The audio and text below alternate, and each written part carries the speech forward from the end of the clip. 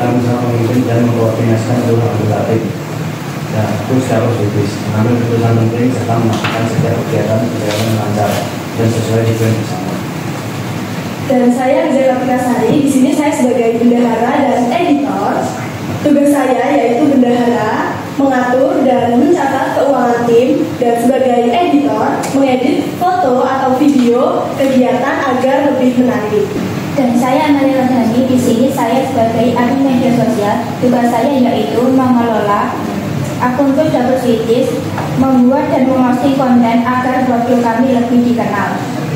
Saya Sabila, di sini saya sebagai desainer. Tugas saya yaitu bertugas membuat desain kemasan, logo, dan tampilan promosi Dapur Sweeties agar terlihat menarik dan mudah dikenali. Nah, pada kesempatan kali ini kami akan mempresentasikan hasil karya dan pengalaman kami selama mengikuti kegiatan Dominan Kata Boga. Kami juga ingin menunjukkan salah satu produk unggulan kami, yaitu churros ring, hasil kreativitas dan kerjasama tim kami. Kenapa sih memilih churros? Kami memilih churros ring karena bentuknya unik, rasanya lezat dan disukai banyak orang. Bahannya pun mudah didapat, cara membuatnya cukup sederhana serta memiliki peluang besar untuk dijual sebagai camilan kekinian. Nah, sebenarnya churros ring itu inovasi dari churros tradisional yang sebenarnya churros itu biasanya berbentuk panjang-panjang. Nah, kita buat inovasi menjadi bentuk ring agar lebih menarik. Nah, kita lanjut ke cara pembuatan churros ring. Siapkan alat dan barang. Alat teflon anti lancar, spatula, piring, gelas ukur, piring saji, wadah kecil, plastik segitiga, dan wajan.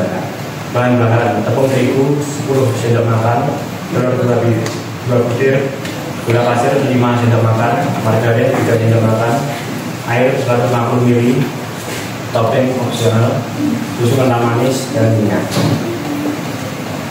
Langkah-langkah: siapkan 150 ml air, tuangkan ke dalam teflon, masukkan 5 sdm gula pasir, masukkan 3 sendok makan margarin, aduk hingga rata. Tunggu mendidih, lalu memasukkan 10 sdm tepung terigu, aduk adonan hingga kalis, tuangkan ke wadah yang lebih besar dan dinginkan sebentar. Campur 2 butir telur ke wadah kecil, aduk telur, masukkan ke dalam adonan yang sangat dingin, aduk sampai telur dicampur sempurna dengan adonan. Nah, ini langkah-langkah terakhir. Tuangkan minyak ke wajan, lalu panaskan. Yang kedua, masukkan adonan ke dalam plastik segitiga, lalu bentuk bundar atau ring. Nah, ini kus kita tanpa cetakan churros. Goreng dan bentuk hingga adonan habis. Goreng hingga matang kecoklatan. Jika sudah tergoreng semua, tiriskan. Dan ini dia hasilnya. Ini foto-foto kami. Dan ini hasilnya. Nah, ini penjualan produk. Kami menjual atau memasarkan produk melalui media sosial, berjualan di sekolah dengan dititipkan ke kantin dan koperasi sekolah, dan juga ikut bazar Ramadan tahun ini. Jumlah pendapatan dan keuntungan: modal 55.000, HPP 55.000 dibagi 25 itu 25 mika yang sudah jadi. Harga jual itu 5.000 per mika, keuntungan per pieces 5.000 dikurangi 2.200, 2.800. Total keuntungan 2.800 dikali 25, 70.000. Pesan selama pelatihan DT: 1. Kegiatannya seru dan menyenangkan. 2. Bisa belajar membuat berbagai makanan manis dan enak. 3. Menambah pengalaman baru di bidang tata boga. 4. Melatih kerjasama dan kreativitas. 5. Membuat kami semakin semangat belajar memasak. Rencana ke depan setelah lulus kami berencana memulai usaha kecil dengan membuat produk churros ring di rumah terlebih dahulu. Jika memungkinkan, kami akan menitipkan produk tersebut ke toko-toko sekitar agar lebih dikenal masyarakat. Dengan cara ini, kami berharap usaha bisa berkembang dan menjadi langkah awal menuju kemandirian di bidang kuliner. Baik, penjelasan kami, apakah ada pertanyaan? Terima kasih. kurs 2 ya. Jadi memang salah satu membuat orang memang harus membuat sesuatu narasi yang membuat orang itu menjadi penasaran.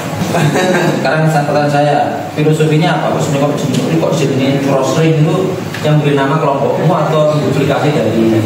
Nama dari kita sendiri. Sebelumnya karena mencari cetakan, karena dada itu kita kan nggak pakai cetakan itu biar mudah. Terus jadinya kita buat bentuk ring gitu tanpa cetakan dan tanpa bulat-bulat banget gitu.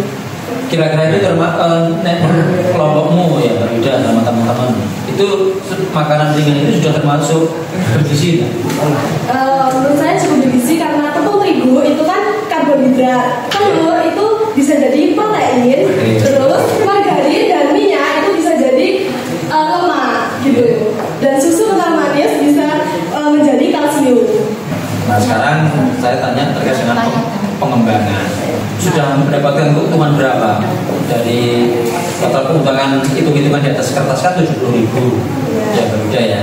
Nah selama ini sudah ikut berapa event? Terus kira-kira sudah ada hasilnya apa tidak? Dan uangnya sekarang posisi di mana? Secara keseluruhan kita itu udah pernah ikut bazar Ramadan kemarin, tapi dengan menu es mangga mumut.